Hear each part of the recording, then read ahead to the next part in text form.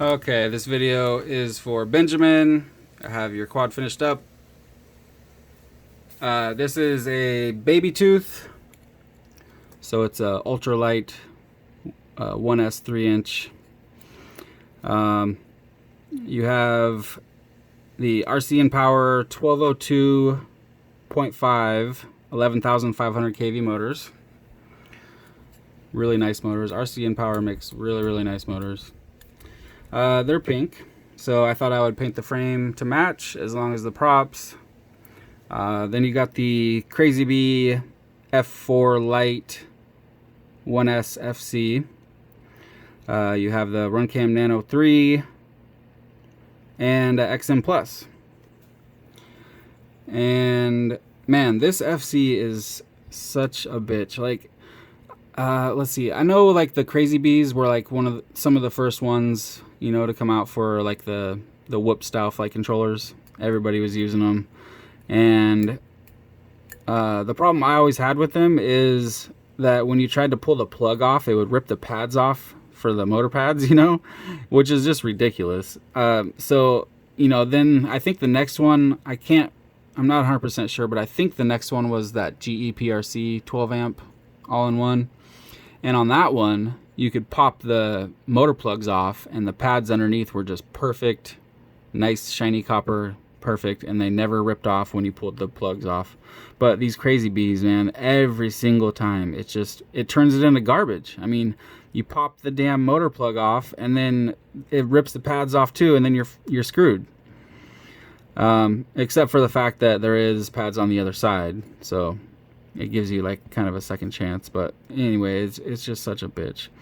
And on this particular one, when you do that, it was just such a pain in the ass, because what I had to do was I had to actually pop the plastic plugs off and leave the pins, and then snip the pins down and then tin them and shit. You know, it's just such a pain in the ass.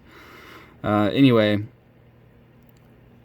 I threw the XM Plus on there, so you do have the option to use the built-in receiver if you wanted to. You could just remove the XM Plus and go into Betaflight in the ports tab and turn off the UART1 for Serial RX, and then go into the configuration tab and change it from Serial RX to SPI, and then FrSky X or D. I think it needs to be D. Well, I don't know. I think you can use either one, but anyway, you're gonna get much better range with XM Plus on here. I trimmed down the little plastic pieces here, you know, so that I don't think they're in the video. I haven't double checked it, but we'll check it here in a second. And I threw some rubber bands on there, pink and black. I put a little foam pad underneath there, and I think that's about it. So it's good to go. Your bind button for the receiver, I did flash it for RSSI and turned it on and everything, so bind button's right there, so easy to get to. I had to flip the FC over, so then I had to remap the motors, so don't forget that if you ever go to flash it to a newer firmware, make sure that you remap the motors.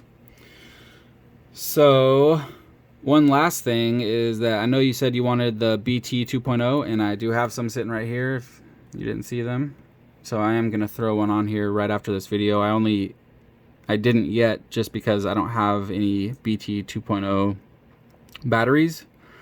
So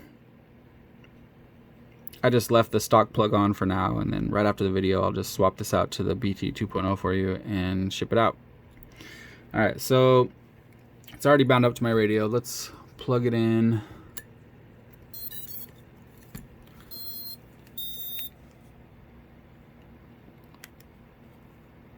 There's your video.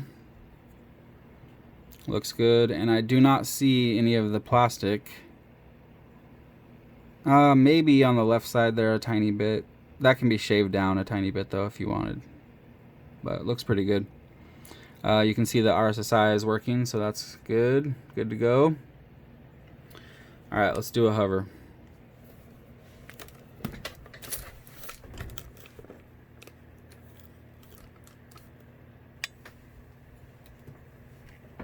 All right, here we go.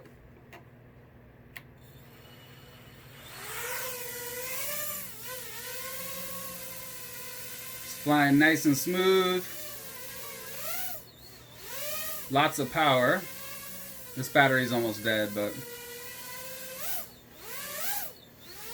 super, super quiet.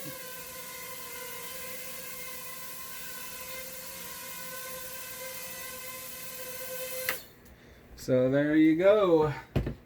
So I'm going to get this swapped over to the BT 2.0 for you, and then I will ship it out and send you over tracking as soon as I have it. All right, thanks, man.